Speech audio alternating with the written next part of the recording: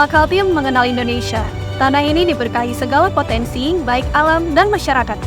Transformasi Kaltim selama 5 tahun ini telah menorehkan berbagai kemajuan dan pembangunan di berbagai lini. Yuk sejenak kita lihat 5 tahun capaian Pemprov Kaltim dari tahun 2019 sampai 2023. Ruhui Rahayu, Benua Etam. Kalimantan Timur dianugerahi dengan kekayaan alam, budaya, dan keberagaman. Potensi besar yang harus dikelola dengan sungguh-sungguh dan bijaksana. Melalui visi berani untuk Kaltim berdaulat. Gubernur dan Wakil Gubernur Kalimantan Timur, Dr. Insinyur Haji Isranur MSI bersama Haji Hadi Mulyadi SSI MSI mewujudkan tekad, komitmen, dan keberanian menjalankan secara otonom dalam mengatur dan mengelola potensi sumber daya untuk masyarakat Kaltim yang mandiri, berdaya saing, dan sejahtera. APBD Kaltim terus naik secara signifikan yang ditunjang oleh peningkatan PAD berkat inovasi yang dihasilkan oleh Pemprov Kaltim dalam menarik minat wajib pajak untuk memenuhi kewajiban membayar pajak. Selain itu juga dengan meningkatnya arus investasi di benua etam. Beragam capaian di bidang infrastruktur telah berhasil dikerjakan seperti mengurangi luas genangan banjir perkotaan, pembangunan bangunan pengaman pantai kritis, menangani jaringan irigasi, membangun dan merehab gedung perkantoran, rumah ibadah dan gedung masyarakat lainnya, peningkatan kemantapan jalan provinsi, hingga pembangunan rumah layak huni dan juga rusun. Pembangunan di bidang kesehatan ditandai dengan meningkatkan peralatan fasilitas kesehatan, bantuan pembangunan puskesmas, pembangunan rumah sakit mata, pembangunan rumah sakit korpri dan pelayanan jantung terpadu, serta bantuan unit ambulan untuk mobilisasi kondisi darurat.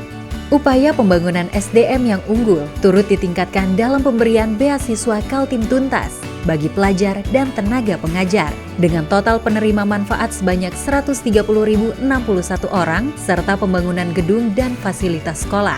Hal ini turut menyumbang peningkatan IPM Kaltim pada angka 77,44 menjadikan Kaltim peringkat ketiga secara nasional. Pemerataan pendidikan, terutama hak pendidikan bagi kelompok disabilitas, dituangkan dengan jelas dalam visi dan misi Gubernur Kaltim, yaitu terwujudnya pembangunan sumber daya manusia yang berakhlak mulia dan berdaya saing, terutama perempuan, pemuda, dan penyandang disabilitas.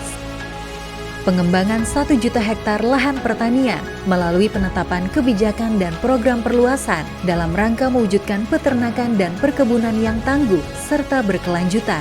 Pemprov menginisiasi pembentukan Badan Pengelolaan Pangan untuk Penghijauan Kaltim yang mengarahkan CSR untuk berkontribusi dalam penghijauan. Konsisten melaksanakan program perhutanan sosial dengan total luas hutan sosial 217.121 hektar, bahkan telah melampaui target RPJMD 2019-2023. Hal ini juga sejalan dengan diterimanya penghargaan Kalpataru oleh Kaltim untuk kategori individu dan lembaga hingga pengakuan masyarakat hukum adat. Melalui UKM naik kelas, diwujudkan melalui pelatihan, pendampingan, dan sertifikasi, sehingga menumbuhkan UKM ekspor dan UKM potensial ekspor. Program bantuan modal usaha dan juga bantuan peralatan untuk UKM turut terrealisasi dengan maksimal, hingga menjadikan benua etam mendapatkan penghargaan sebagai Provinsi Peduli Perlindungan Konsumen Terbaik 1 Nasional dan Provinsi Peduli Persaingan Usaha dan Kemitraan yang Sehat dan Adil.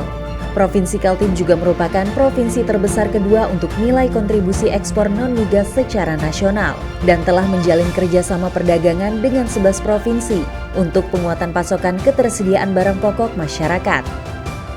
Pada program sosial, sebanyak 869 lembaga mendapat bantuan hibah. Adapun lembaga-lembaga tersebut meliputi lembaga vertikal, rumah ibadah, lembaga pendidikan keagamaan, lembaga pendidikan, lembaga masyarakat, organisasi masyarakat, dan kelompok masyarakat.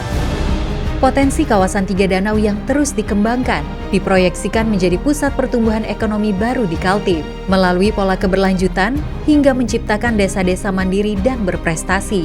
Selain itu, Kaltim memiliki peta jalan pengembangan ekonomi kreatif daerah sebagai pedoman dan arah kebijakan bagi seluruh pihak untuk mengembangkan 17 subsektor ekonomi kreatif. Dalam reformasi birokrasi, Kaltim berhasil mendapatkan indeks dengan kategori baik yang ditandai dengan diwujudkannya pembangunan integritas wilayah bebas korupsi melalui komitmen bersama untuk menuju wilayah Kaltim bersih melayani. Keberhasilan pemerintah Provinsi Kaltim periode 2019-2023 menghasilkan penurunan kemiskinan dari tahun ke tahun dan peningkatan PDRB sebagai bagian dari sektor ekonomi. Penyerapan 250.000 tenaga kerja di Kaltim dari berbagai skema penyerapan, diantaranya melalui job market fair, pendidikan dan pelatihan keterampilan bagi pencari kerja berdasarkan klaster kompetensi, serta sertifikasi yang bertujuan untuk meningkatkan kualitas dan daya saing SDM. Pemberian bantuan berupa perlindungan jaminan sosial bagi 100.000 pekerja rentan di Kalimantan Timur. Dalam rangka penguatan digitalisasi dan pengurangan blank spot di Kaltim, banyak desa yang telah terbangun akses jaringan dan komunikasi melalui program desa digital. Terbangunnya akses ini turut serta dalam mengurangi kemiskinan, pemerataan ekonomi, hingga pemerataan informasi. Bantuan keuangan provinsi senilai 50 juta per desa untuk 841 desa se-Kaltim, mulai dari tahun 2021 sampai dengan tahun 2023, dengan total 130,33 miliar untuk peningkatan kapasitas aparatur pemerintahan desa, penanganan stunting, dan peningkatan ekonomi masyarakat.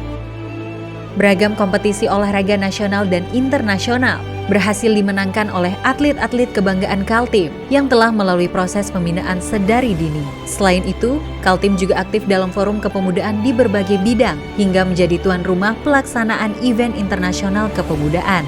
Untuk meningkatkan kualitas hidup perempuan dan meningkatkan peran keluarga dalam pengasuhan berbasis hak anak, Kaltim membentuk pusat pembelajaran keluarga di seluruh kabupaten kota, serta membuat inovasi bernama Ojol Berlian. Keberagaman dari Kaltim menggambarkan harmonisasi dan kerukunan dari Indonesia.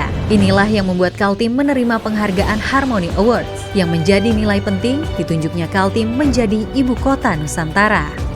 Terpilihnya Kaltim sebagai IKN pada tahun 2019 menjadi tonggak sejarah dalam peradaban Indonesia untuk mewujudkan kota hijau yang cerdas. Kalimantan Timur menjadi yurisdiksi pertama di Asia Tenggara dan kawasan Pasifik yang menerima advance payment dalam skema Forest Carbon Partnership Facility untuk program penyelamatan hutan dari deforestasi dan degradasi hutan dengan total nilai 110 juta dolar Amerika. Beragam inovasi dan capaian yang telah dilakukan Kalimantan Timur menorehkan berbagai penghargaan di berbagai bidang dari tingkat nasional hingga internasional sejak tahun 2019 sampai dengan 2023. Transformasi luar biasa Kaltim selama 5 tahun ini tentu menjadi kebanggaan kita bersama. Dan sudah sepatutnya kita semua terus bersinergi untuk masa depan benua Eta.